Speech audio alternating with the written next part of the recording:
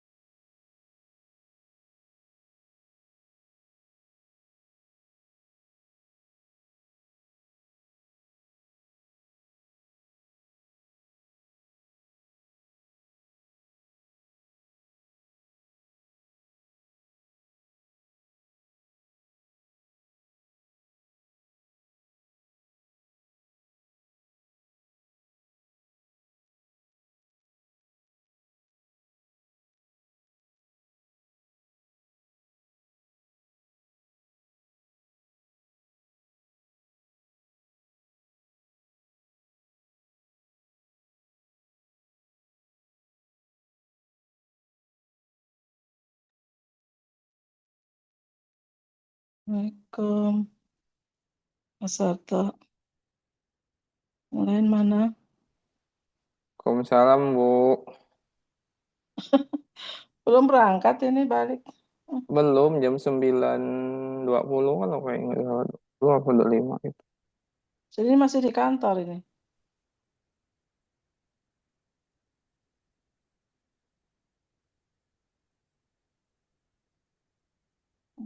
Udah.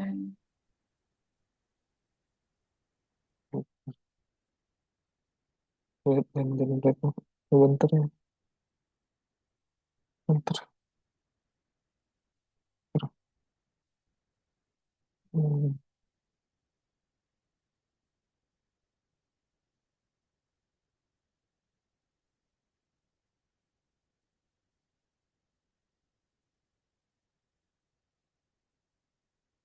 Masih di kantor, Bu. Ya. Selamat buat Bu Marni. Mas Sarto. Selamat Bu. Selamat ya, Bu. Di Mas Sarto Pak Adil. Masih ini lagi nanti mudah-mudahan lancar semua. Apalagi sih Bu? Kan sudah pengumuman. Di Talenta belum. Ternyata kan itu hanya menentukan beasiswa atau tidak ya, pembiayaannya ya. Iya, nah itu yang penting Pak Adil.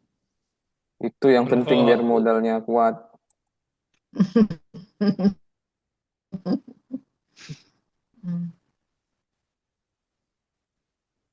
Bentar, penting screen.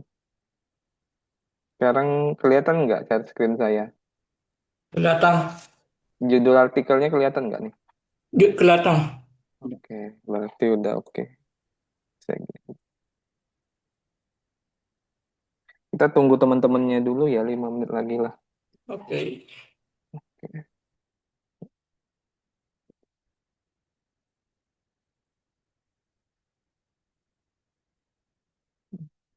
Ini ada temanku Bu, Pak Chandra dari ini, dari Unjani, dosen psikologi nih. Kemarin udah ikut ya? Iya, sudah ikut. Oh, Mas Chandra.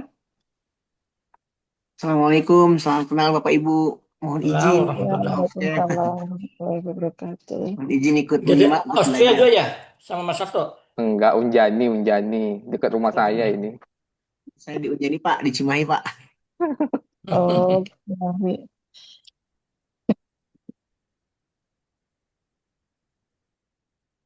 Hmm.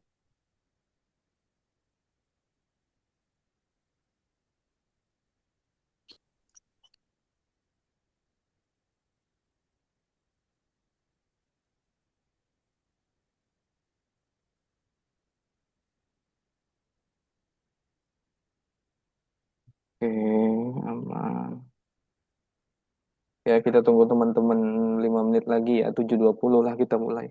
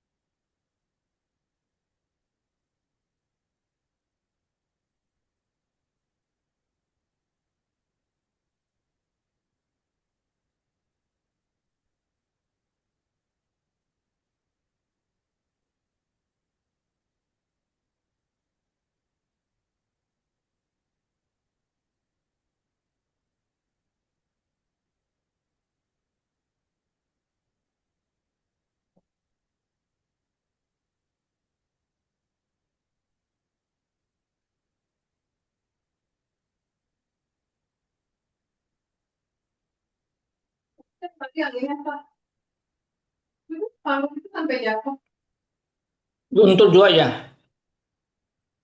Peledet. Apa Pak Oh, Kadir? ya. Eh,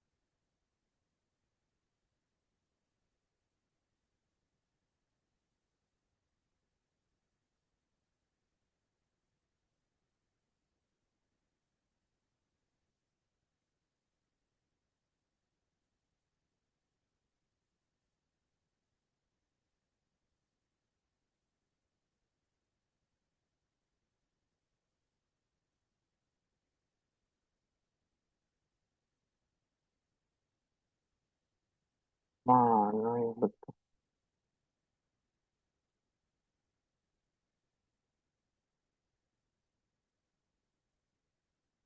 Bapak Ibu, sekarang giliran saya ya menggantikan Bu Marni kemarin karena Bu Marni masih ujian minggu ini, ujian masuk S3. Jadi mungkin selanjutnya Wiwin, nanti di kontak lagi Wiwin soalnya ngikut suaminya ini ke Swedia. Halo Bu Mani, Mas Andi.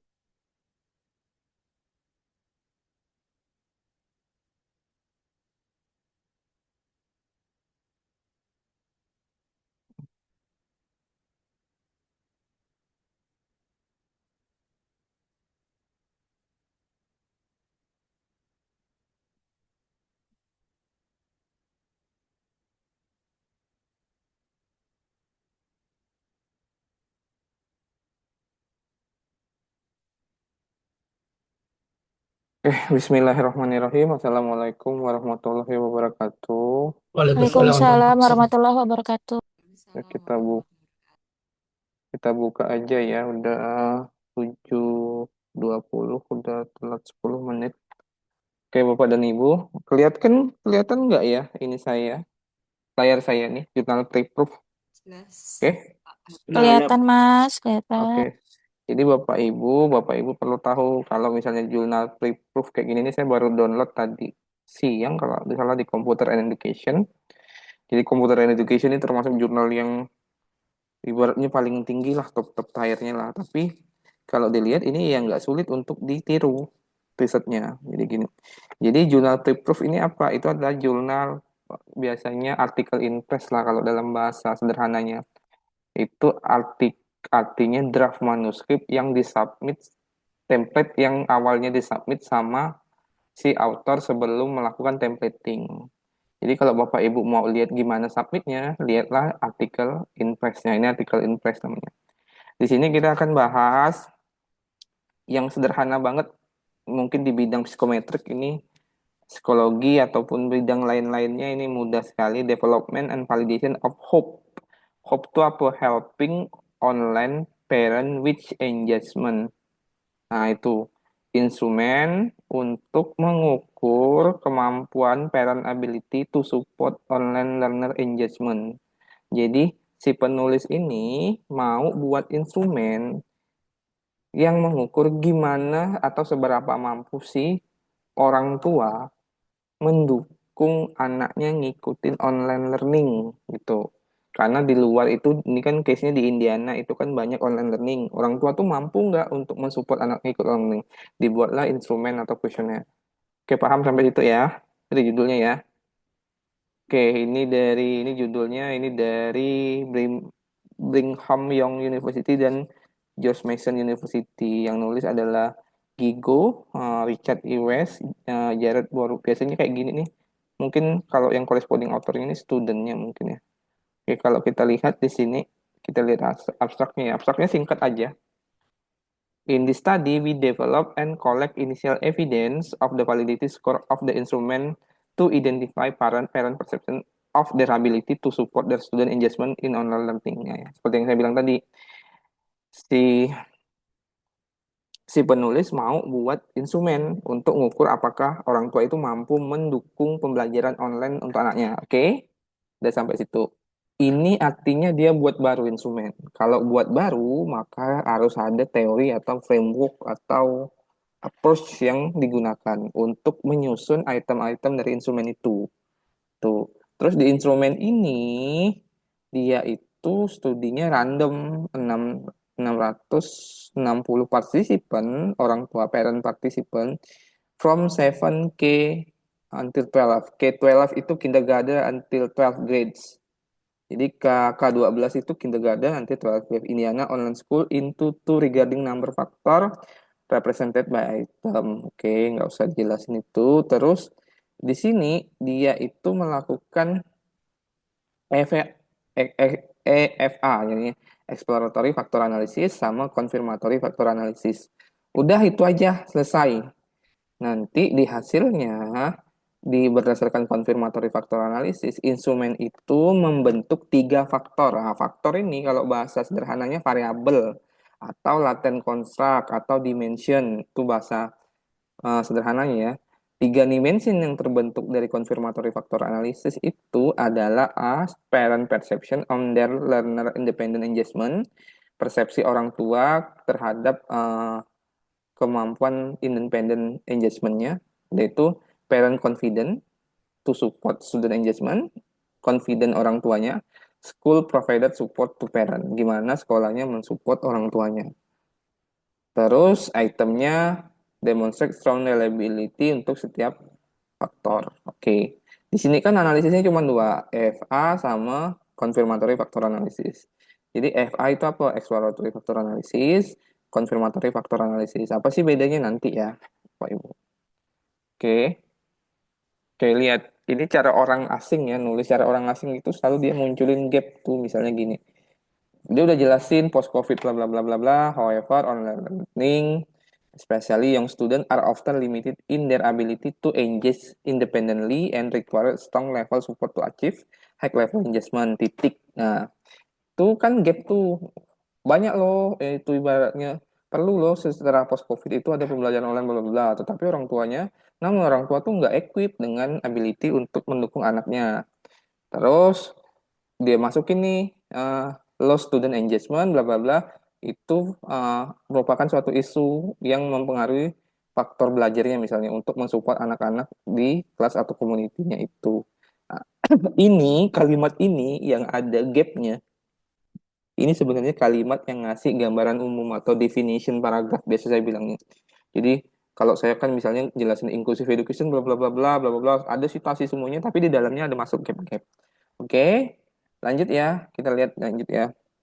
Terus paragraf kedua masih since parent bla bla bla dia nyari relationnya yang mensupport paragraf yang di atasnya itu masih definition paragraf. Tapi kalau kita lihat di sini, nah udah more recently baru-baru ini researcher tuh udah identify bla bla bla bla bla terhadap challenge untuk support their online student bla bla bla as teaching, parenting, technology skill bla bla. Terus, as a result, it's better to understand parental support effort in online environment. It is necessary ya. It is necessary to understand bla bla. Ini namanya sintesis paragraf. Jadi dia ngasih gambaran dulu berdasarkan riset-riset sebelumnya kalau misalnya parent itu menghadapi berbagai challenges ketika mensupport online learning bla bla bla gitu. Terus, disimpulkan sebagai hasilnya. Jadi Bapak Ibu harus berpegang pada definition yang ngasih gambaran umum, ibaratnya background, lalu sama sintesis paragraf. Ada nggak sintesis paragraf yang lain? Ayo kita lihat di sini.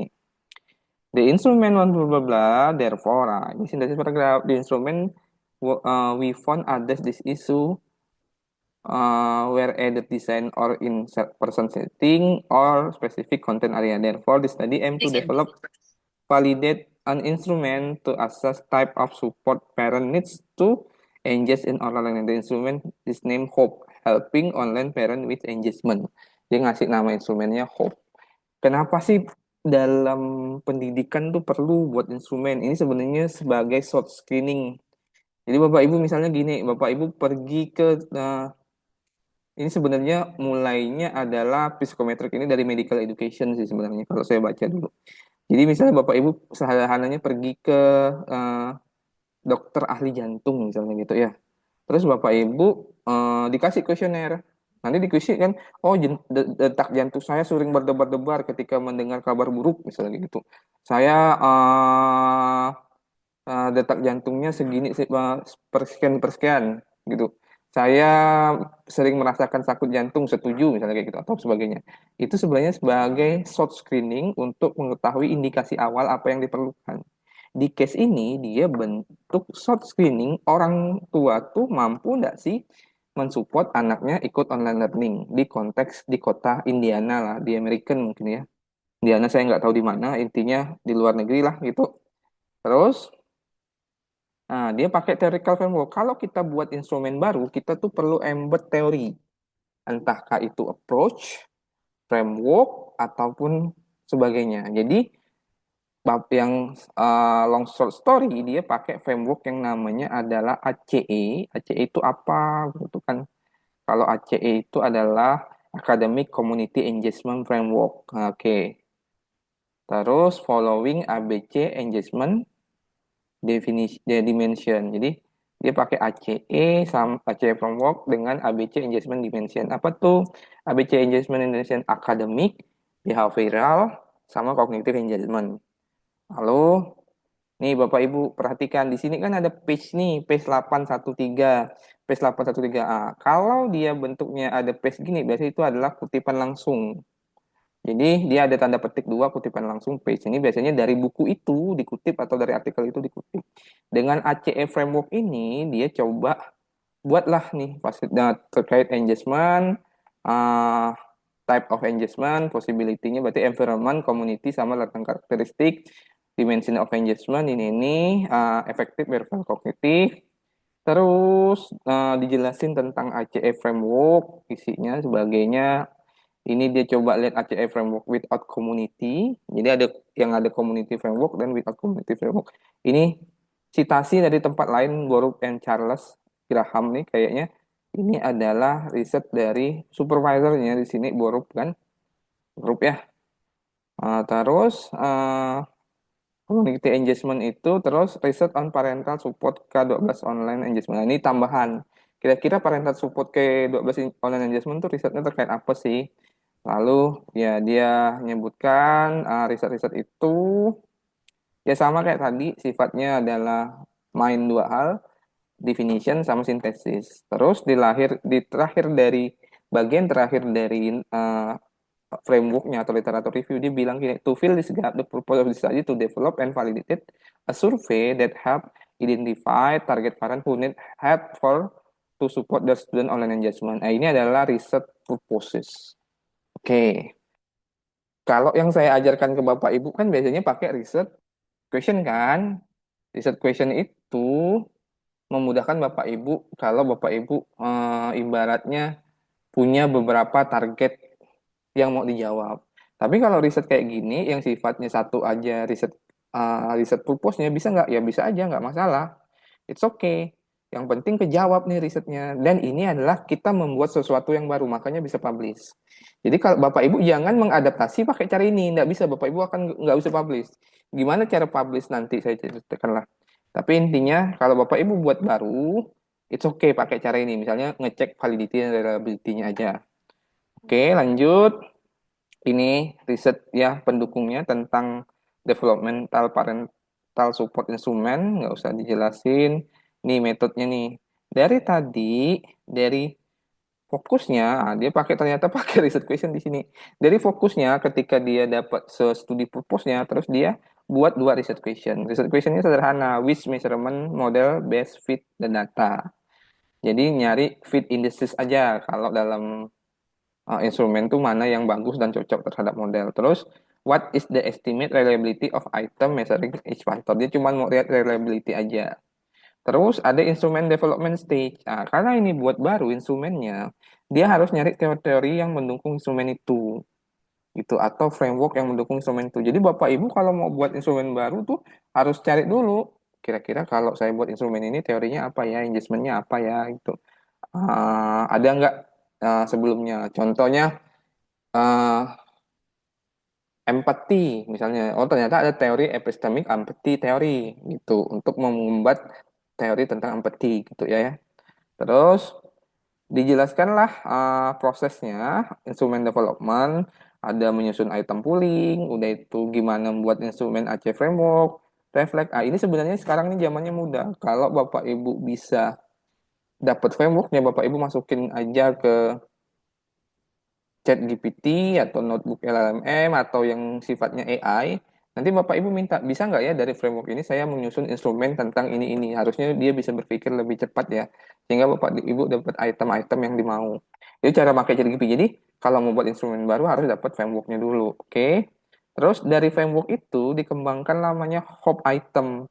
Hope Item itu apa? Ya, Hope Item itu terdiri dari yang dimensi besarnya atau latent faktornya ini learner independent engagement, yaitu parent confident in providing support for student, yaitu school providing support to parent. Nah, ini setiap latent faktor ini ibaratnya disusun oleh beberapa subscale, subbagian. Afektif, behavioral, kognitif, yaitu afektif, behavioral, kognitif, afektif, yang ini support ini disusul bagaimana student online program efektif with providing me with apa gitu, misalnya terkait misalnya schoolnya dan sebagainya. Ini kan school provided support to parent, gimana sekolahnya mensupport online learning untuk parentnya. Tapi dia pakai framework yang tadi gabungan, yang affective behavioral cognitive, affective behavioral cognitive, untuk menyusun 3 area ini, learner, parent, sama environment-nya. Sebenarnya ini kan kalau dilihat dari framework ini kan sebenarnya adalah yang ini nih Bapak Ibu. Nah, ini kan environment, community, learner. Community itu sekolah, learner tuh yang tadi si studentnya, environment ini sekolah, community itu mungkin parentnya, affective behavioral cognitive. Oke. Lalu dari sini sebenarnya dia itu sudah ada ancang-ancang item ini nih punyanya ini itu. Item ini dan ini dari sini sampai sini nih itu punyanya ini nih. Parent confident item ini punyanya ini. Itu asumsi kita. Asumsi kita ya. Secara statistik kita nggak tahu item itu benar-benar mengukur latent faktor itu atau enggak. Jadi bisa aja kita buat item yang misalnya di sini nih, Q51, tapi sebenarnya secara statistik dia menunjukkan kalau dia tuh ngukur yang ini. Bisa aja.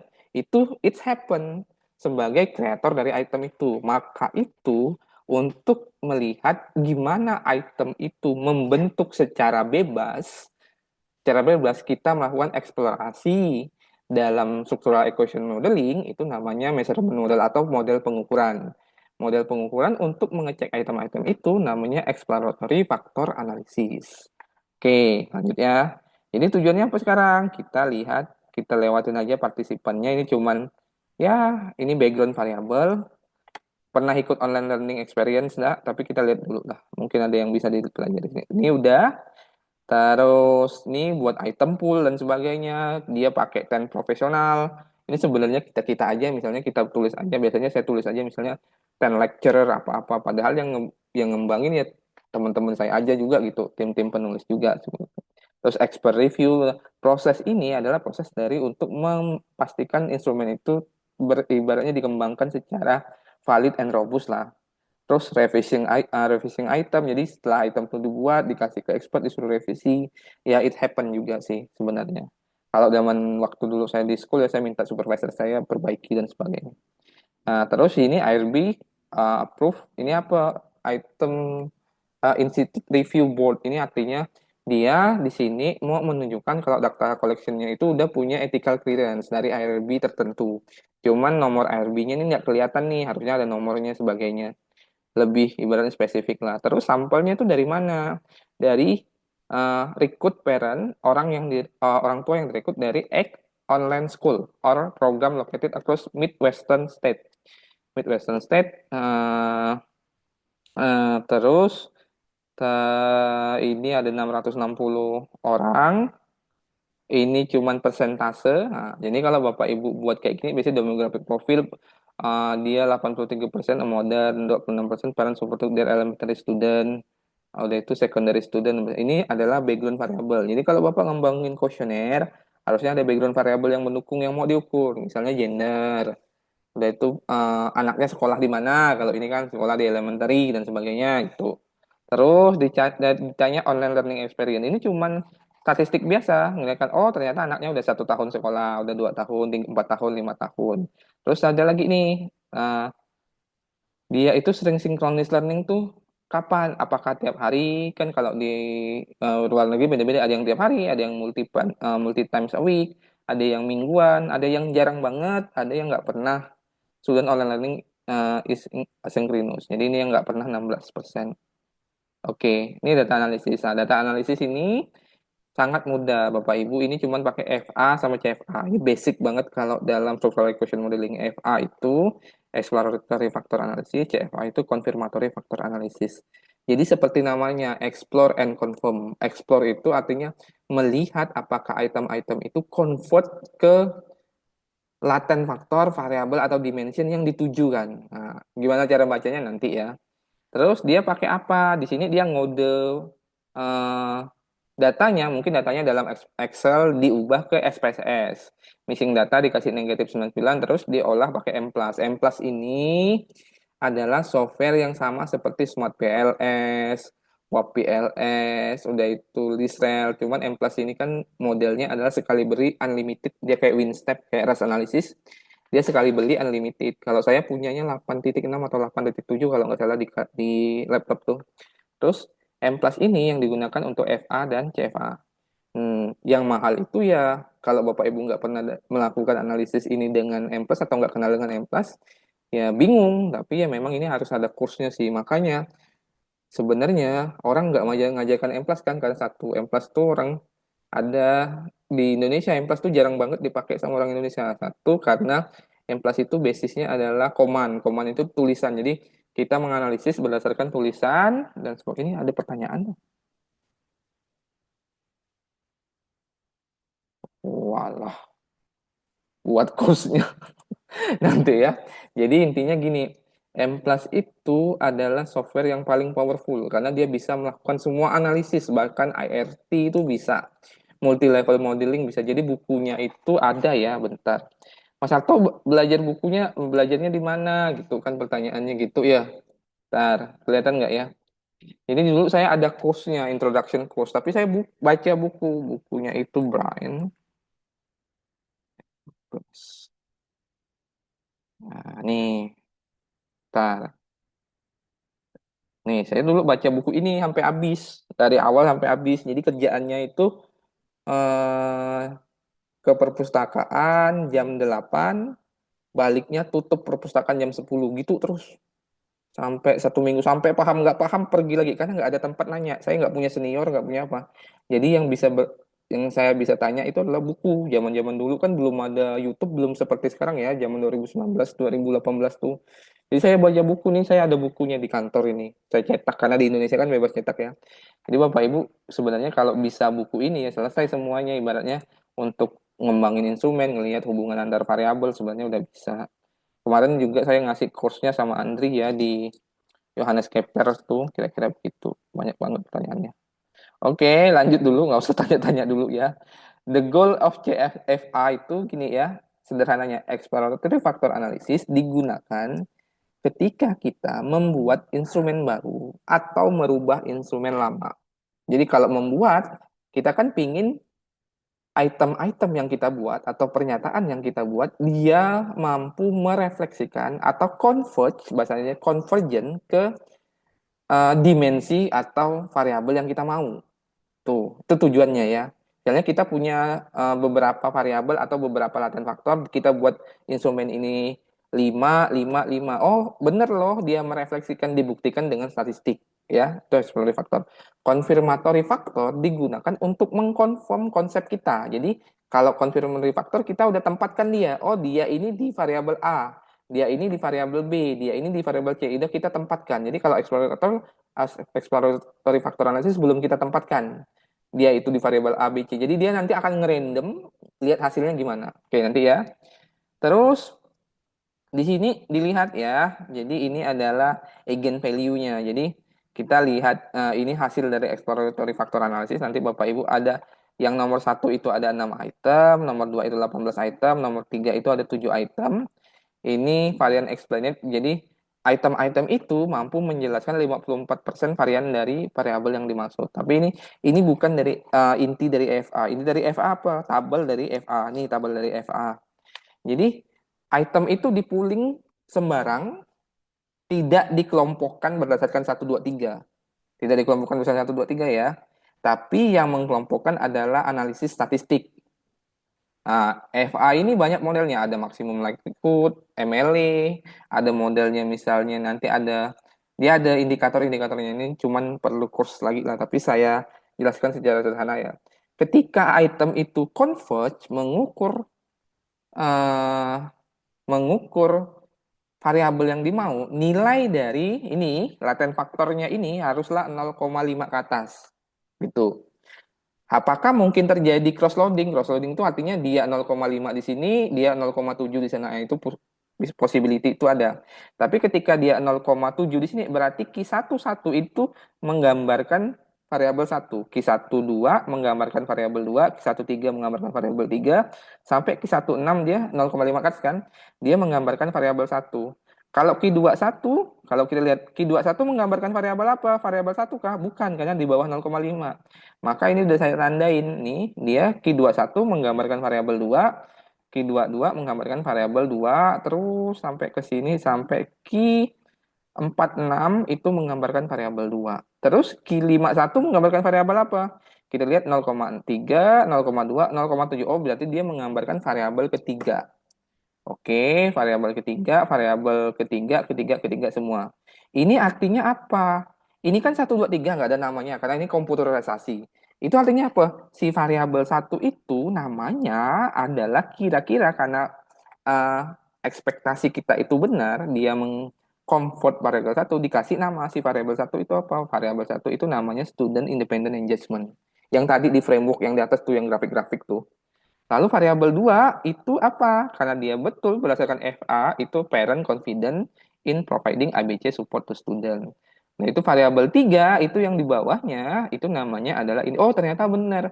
Tapi ini hanya ibaratnya exploratory factor analysis.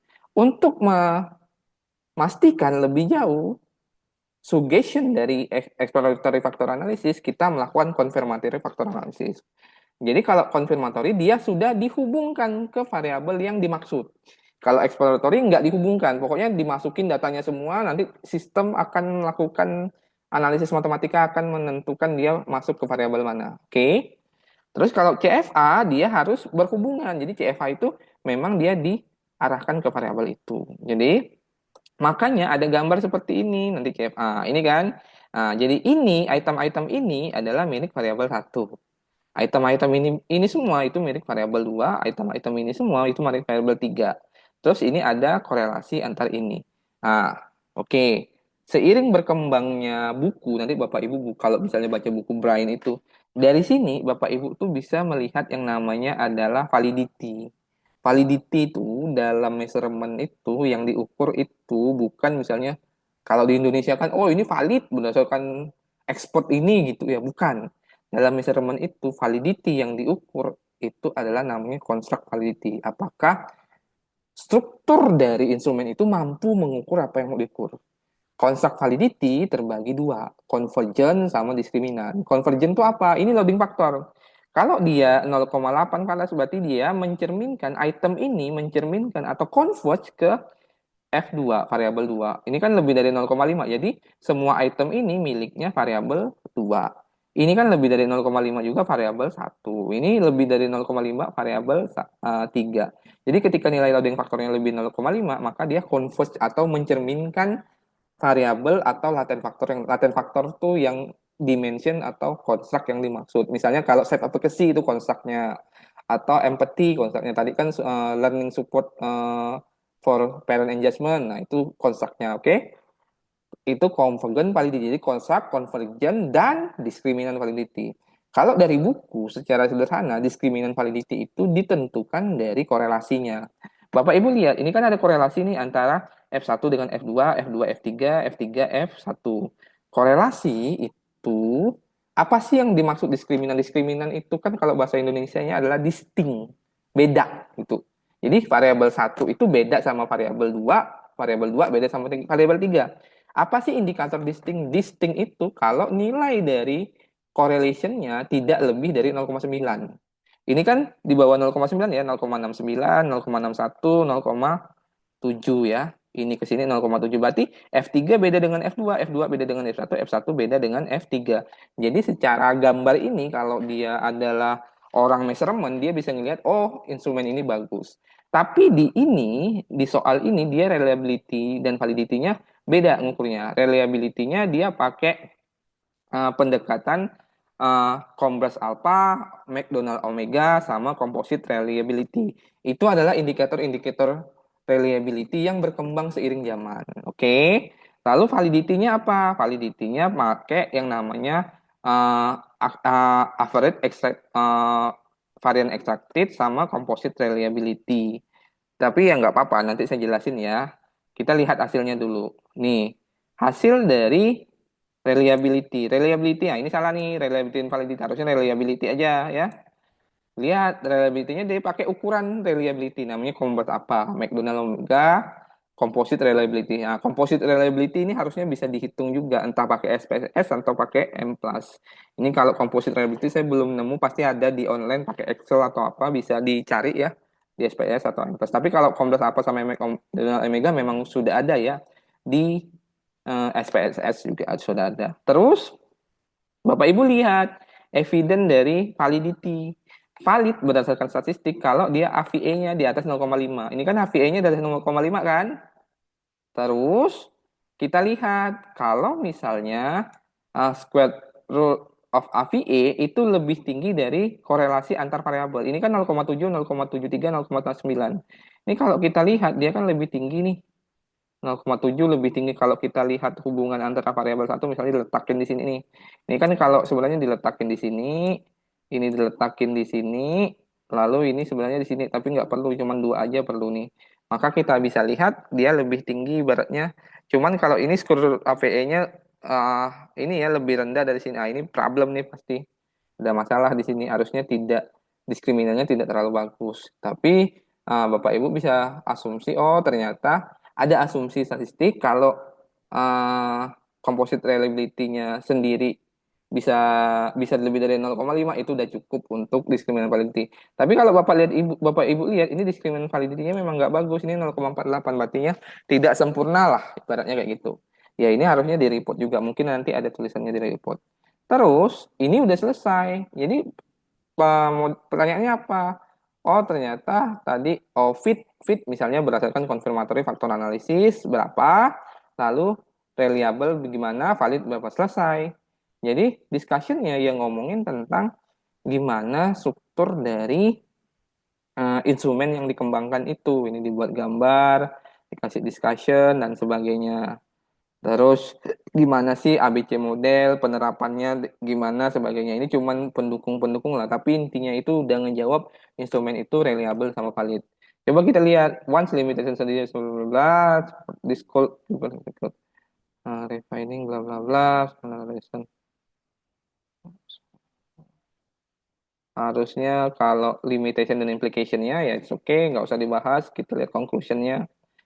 The study developed validity evidence of hope instrument to identify parent who need support their student engagement in online learning, bla bla bla. Terus, nah, we identify and confirm that item measure that three positive correlate factor: parent perception of their learner, independent engagement, parent confident in providing IBG support to student, school. Kali ini udah terbukti di confirmatory factor analysis. Yang tadi nih, yang tiga ini.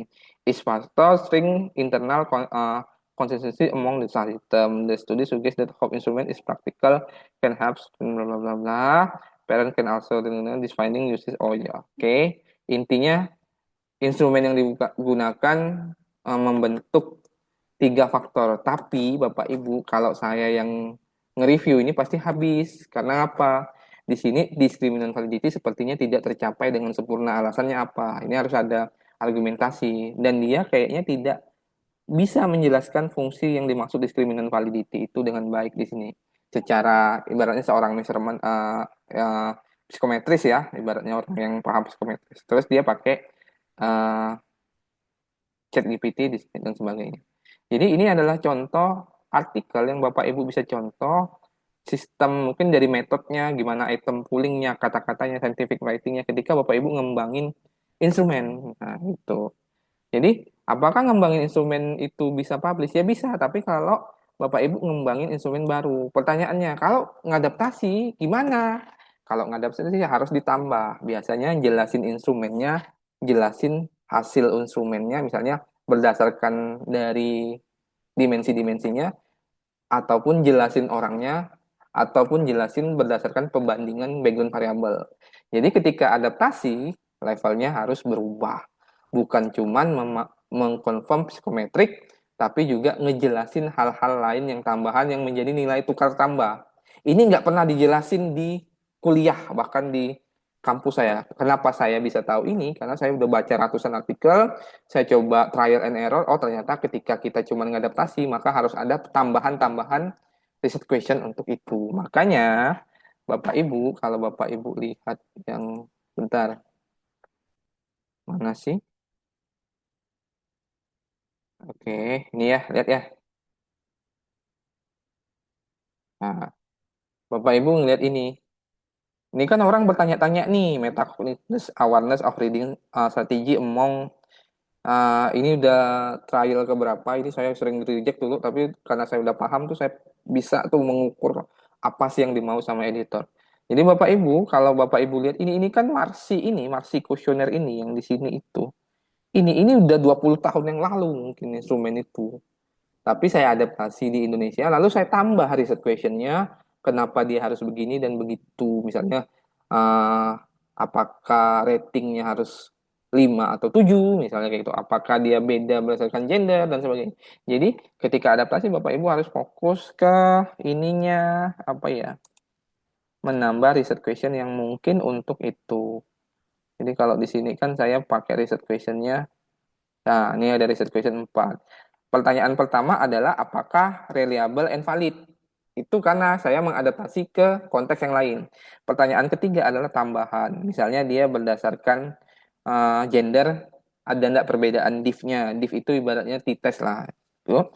Terus apakah ratingnya berfungsi dengan baik? Apakah ada perbedaan berdasarkan reading strateginya? Primary teacher ability categories based on the reading strategy.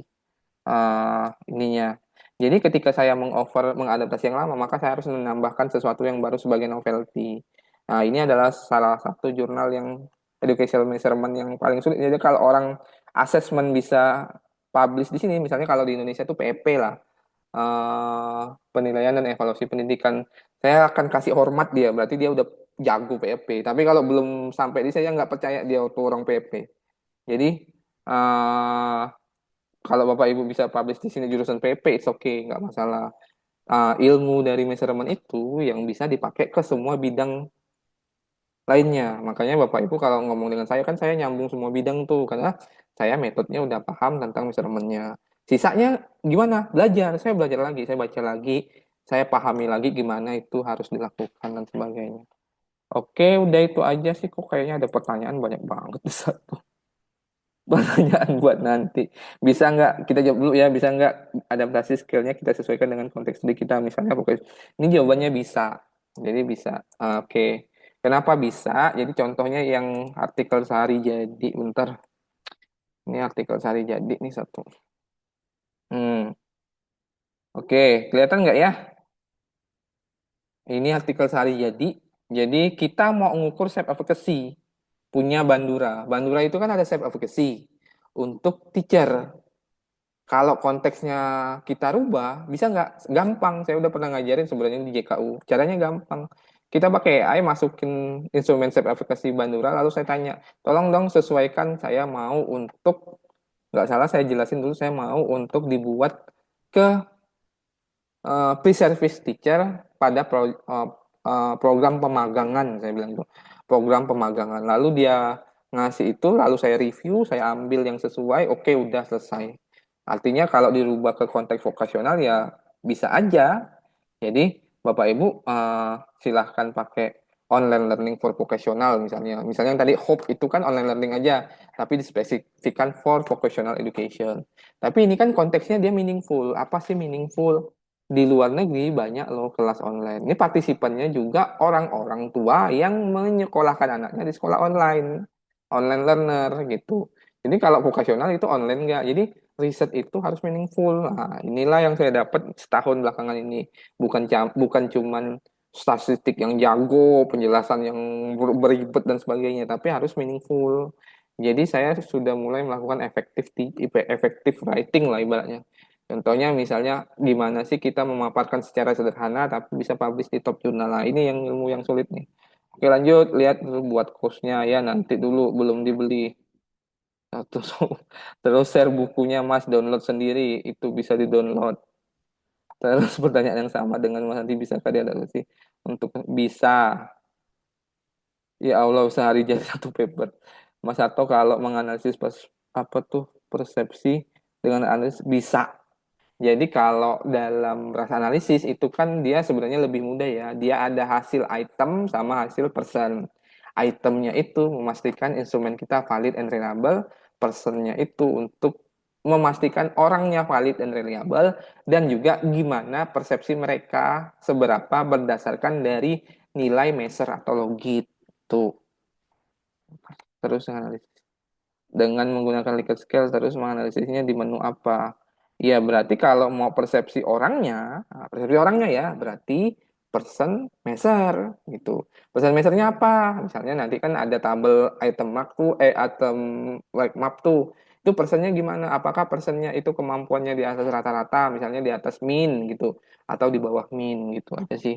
Ini gampang kok, banyak ini yang contoh-contoh artikel seperti ini menganalisis personnya. Jadi fokusnya gini, kalau rasa analisis itu kehebatannya bisa item, bisa person gitu. Apakah di SEM bisa? Bisa, tapi di SEM itu dia fokusnya kalau menganalisis orangnya itu lebih ke arah min dari latent faktor atau variabel minnya berapa. Oh, orang ini berarti minnya segini-segini. Atau dibagi min itu dibagi lagi berdasarkan grupnya, berdasarkan gender, berdasarkan spesifikasi grup pre-service atau in-service teacher.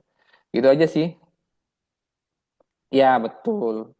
Personnya. Jadi kalau kelas analisis itu person and item. Apa sih buku yang paling mudah dipelajari untuk membaca buku ras? Dulu saya itu bacanya bukunya Pak Bambang waktu saya masih awal-awal belajar ras tuh. Ini, ras analisis. Bang Sumintono. Bentar ya, bukunya ya.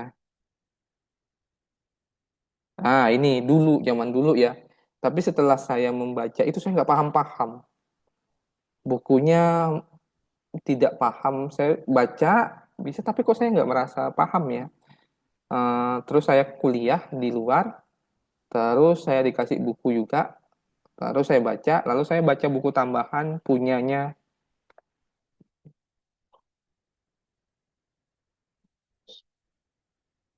Oke. Ah, bukan. Kasbook coba. Nih, yang ini nih, bukunya Trevor Bond nih, kalau nggak salah. Saya bacanya di sini nih, buku ini. Jadi waktu itu saya baca buku pelan-pelan karena dia modelnya adalah case by case, fungsi berfungsi. Jadi pertanyaan nggak kenapa Mas Sato bisa Peter gitu kan, misalnya ras analisis sudah itu multifacet, manifacet ras measurement. Bukunya dibaca, panduannya dibaca. Panduan tuh biasanya 300 halaman tuh dibaca tuh pelan-pelan, iseng-iseng dulu. Karena kalau pulang ke Indonesia dulu pikirnya nggak sempat baca, dan betul nggak sempat baca, ada aja kerjaan tiap hari. Entahlah ngurus anak, ngurus kantor, ngurus orang gitu kan. Orang minta itu, orang minta ini, cari duit. Nah, intinya kayak gitu kalau udah pulang ke Indonesia. Kalau di luar, dulu gajinya 20, bisa save 15 sampai 20 dan bisa baca. Waktunya yang mahal sih. Oke, udah ada pertanyaan mungkin 15 menit sampai 20 menit kita tanya jawab mungkin ya, Bapak Ibu. Silahkan ditanyakan dulu. Gimana? Pak Harto, Bapak Ibu. Oh boleh iya, bertanya? boleh, tapi bayar Siap. ya. Nggak boleh tanya aja satu. Iya, kenapa? Mohon izin Pak Harto, off cam. Tadi saya yang ngikutin yang pertama untuk artikel pertama tadi yang terkait mendevelop yang HOP ya Pak ya. Itu Iya. kan ada analisis FFA dulu, kemudian CFA. Mm-mm. Nah, apakah setiap penyusunan itu idealnya kalau ideal ada FA kemudian CFA. Kalau Mm-mm. misalkan langsung melaporkan CFA-nya saja itu potensial bisa tembus atau memang harus Oke. melaporkan FA-nya? Ketika kita melakukan confirmatory factor analysis itu, asumsinya kita tidak membuat instrumen dari awal. Harusnya kayak gitu ya. Ketika kita mengadaptasi CFA, it's okay. Nggak masalah. Tapi kalau kita membuat instrumen dari awal, di mana kita nggak pasti tahu bahwa item-item ini akan membentuk latent faktor yang kita maksud, maka exploratory factor analysis itu diperlukan. Itu. Jadi dia buat item dari awal, dia punya asumsi itu tuh punyanya latent factor, tapi tidak bisa dibuktikan secara empiris. Bukti secara empiris adalah menggunakan FA. Setelah FA itu dapat suggestion, lalu dia double confirmation pakai CFA. Gitu. Nah, ini melanjutkan pertanyaannya. Misalkan tadi mengkonstruksi, kita udah punya blueprint, ada konseptual, operasional, indikator, item. Hmm. Dihipotesakan bahwa item ini mengukur dimensi tersebut. Tapi ketika proses EFA itu ternyata lompat-lompat tuh, kan kadang-kadang bisa terjadi ya. Tadi menurut Pak Harto juga betul. sangat mungkin terjadi. Hmm, Itu rekomendasinya apakah dieliminasi atau bagaimana Pak? Karena kan kalau nanti udah betul, ya kalau harapannya pas dengan EFA-nya enak tuh ketika CFA, tapi kan dalam betul. prakteknya kadang-kadang bisa lompat-lompat tuh Pak. Mohon izin Ya, untuk tipsnya bagaimana. ini yang udah saya lakukan dulu. FA itu mungkin terjadi yang namanya bukan lompat-lompat, kalau bahasa akademiknya cross loading lah istilahnya ya, benar ya Mas Chandra ya, cross loading. Misalnya dia tinggi di sana, dia tinggi tapi bukan di tempat yang kita maksudkan, atau Ya, dia tinggi di possibility yang misalnya item satu, item 2 dia lebih dari 0, it's possible. Caranya adalah satu, kita mencoba berbagai fungsi dari FA. FA itu kan banyak rotasi-rotasinya ya. Dia kan ada selection gitu. method sama rotasi, itu dicoba dulu. Biasanya ada rekomendasi dari inilah, dari buku atau dari, kalau saya biasanya dulu lihat rekomendasi dari James Gaskin kalau nggak salah. Terus James Gaskin tuh orang ekonomik kalau nggak salah. Terus satu tadi, atur-atur method sama rotationnya yang bisa mungkin. Kedua, boleh di delete Oke. itu item-item yang loadingnya kecil. Nah, kenapa tadi dia buat itu item sampai 5, ada yang sampai 10, ada yang 5? Karena dalam measurement model di SEM itu minimal satu indikator itu, minimal ya, yang saya tahu kalau CBSEM, saya nggak ngikut PLSM karena PLSM itu bagi saya terlalu mudah karena dia cuma drag and drop. Jadi uh, minimal satu item itu punya 2 indikator untuk covariance based SEM, misalnya pakai M+, pakai AMOS dan sebagainya. Jadi kalau 3 indikator udah pasti lebih bagus. Kalau 2 itu ada teorinya. Ketika dia punya 2 indikator, indikator 1 dengan indikator 2 harus berkorelasi. Itu satunya ada di buku tuh kalau nggak salah. Cuman lupa saya di mana kemarin saya buat. Oh, di sini bentar. Satu indikator minimal 2 item Pak ya. Iya, satu latent faktor, bukan indikator, itu bahasa Ya, Indonesia. Satu variabel atau latent faktor punya 2 item minimal ya. yang Jadi kalau minimal. Mas Chandra tuh mau buat instrumen, minimal backupnya Mas Chandra itu dalam satu faktor tuh Mas Chandra tuh punya 6 sampai 8 item lah. Oh, potensial eliminasi ya. Ya, jadi kalau dieliminasi masih oke tuh gitu. Oke, lanjut. Baik, terima kasih Pak. Udah, lanjut. Ada pertanyaan lagi? Wah, ada nih. Apa nih yang pertanyaan? Mas, jika mengadopsi tanda action menggunakan dengan demokratik partisipan skala Richter seperti masih gitu kan ya Mas.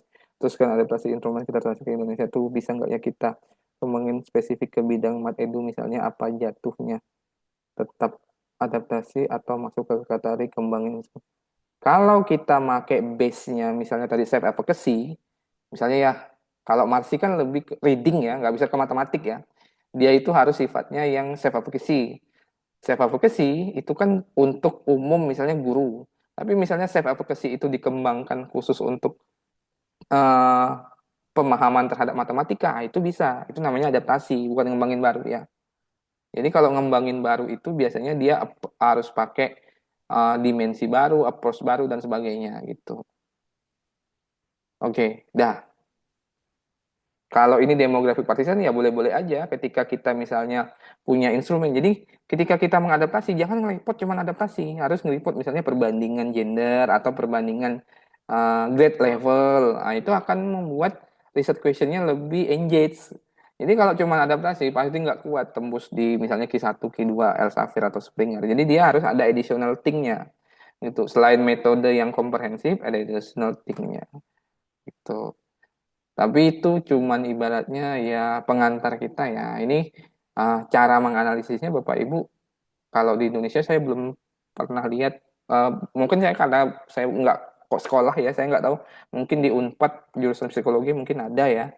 Pakai M plus nggak di sana, Mas Hendra? Atau pernah diajarin FA, CFA dan sebagainya nggak? Halo, Pak Chandra? Masih ada nggak di situ? Oke, belum ada, mungkin Pak Chandra pergi kemana. Jadi teman-teman ya memang harus baca. Jadi shortcut tersingkat itu baca, tiru, replicate. Baca, tiru, replicate, improve. Nah, gitu. Jadi ada levelnya. Dulu Mas Akto tuh baca satu artikel tuh 1 minggu. Digarisin nih satu kata nih. Apa ini dicari dulu satu kata, ditulis apa gitu. Sekarang baca artikel itu cuma butuh waktu 15 sampai 20 menit selesai. Tadi saya tuh baca tuh 15 menit selesai. Karena udah tahu lah ibaratnya yang celah-celahnya gitu. Oke, Bapak Ibu, ada lagi? Ada lagi nggak? Nggak ada, tutup nih. Gimana? Aman? Halo? Halo, halo? Halo? Ada lagi? Oke, Mas, aman. Oke, Mas, aman, aman. Oke, ya. Ya, kira-kira Bapak Ibu gitulah. Jadi sebenarnya Bapak Ibu ini yang sekalian saya mau bilang ya, Bapak Ibu sebenarnya mau publish di Q1 gampang, buat instrumen aja. Di bidang spesifikasi Bapak Ibu. Ini contohnya tadi ada kan? Tapi kira-kira instrumen itu yang engage, misalnya Mbak Rahmi. Uh, misalnya Mbak Rahmi mau buat instrumen terkait gimana sih orang-orang itu memahami etnomatematik, pengajaran etnomatematik. Misalnya guru-guru memahami pembelajaran etnomatematik atau kemampuan confident atau self efficacy dari guru-guru mempelajari etnomatematik. Instrumennya dibentuk kuesioner. Itu kan belum ada. Misalnya etnomatematik diajarkan dengan mengaitkan konteks kultural, setuju tidak setuju. Nah, itu kan salah satu instrumen yang mengukur etnomatematik itu belum ada tuh, gitu, pakai instrumen. Itu aja sih. Jadi Bapak Ibu silahkan berkreasi, tapi model-model instrumen kayak gitu sulit ya, kalau menurut saya sulit tembus ke grand proposal karena kurang impactful lah. Jadi sebenarnya sih kalau dalam bidang pengukuran sih impactful karena dia bisa ngasih ibaratnya short screening ya, kalau di bidang psikologi, bidang yang lainnya. Tapi kalau bidang proposal kita harus cari hal-hal yang ibaratnya punya impact langsung. Tapi bagian itu adalah bagian penting untuk mencapai target publikasi. Oke. Oke, ya dikembangin yang baru itu bisa, cuman memakan waktu. Jadi Bapak Ibu harus cari teorinya, frameworknya, dan sebagainya. Itu aja sih. Oke, udah. Ada pertanyaan sebelum saya tutup? Aman ya, Pak Kadir aman? Nah, Pak Kadir, mungkin Pak Kadir, Bu Marni, Mbak Rahmi, sama Wiwin belum bisa nyambungkan ini karena belum tahu gimana caranya melakukan confirmatory factor analysis, exploratory factor analysis. Nanti mungkinlah kita belajar di KR. Nanti lah saya ajarin, gampang lah. Intinya basicnya itu dulu. Bapak Ibu nggak usah, ini kan 100 nih, anggaplah dari saya nih 100. Bapak Ibu dapat 40%, itu oke lah, nggak masalah. Nanti kita bisa lanjut. Tapi intinya itu ya seperti itu kalau kita ngomongin instrumen. Nah, ilmu ngembangin instrumen ini harusnya yang diajarkan di sekolah-sekolah misalnya. Tapi kan kita kan, dosen-dosen kita kan jarang mau baca ya. Saya tuh kan bacanya banyak. Jadi baca ini penting supaya ngikut perkembangan zaman dan update dengan internasional standar. Oke, udah itu aja sih. Bapak dan Ibu silahkan nanti coba ditelaah. Intinya Bapak Ibu tahu aja ada yang kayak gitu sampai sini dulu. Nanti prakteknya ketika misalnya udah training ataupun ikut pelatihan atau ngelihat YouTube ataupun punya softwarenya nanti bisa diulang dan sebagainya. Udah, oke. Saya tutup ya.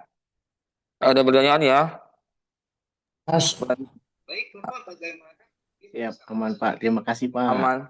Oke, lanjut Wiwin, jangan lupa minggu depan ada Wiwin nggak sini? Oh, nggak ada. Ada ya. Wiwin minggu depan ya yang bahas artikelnya ya. Oke. Yuk saya tutup. Wabillahi taufik wal hidayah. Wassalamualaikum warahmatullahi wabarakatuh. Waalaikumsalam. Waalaikumsalam warahmatullahi Terima kasih, wabarakatuh. Pak Harto. Terima Terima kasih kasih, Mas Pak Ibu. Harto. Makasih Ya. Bapak Ibu.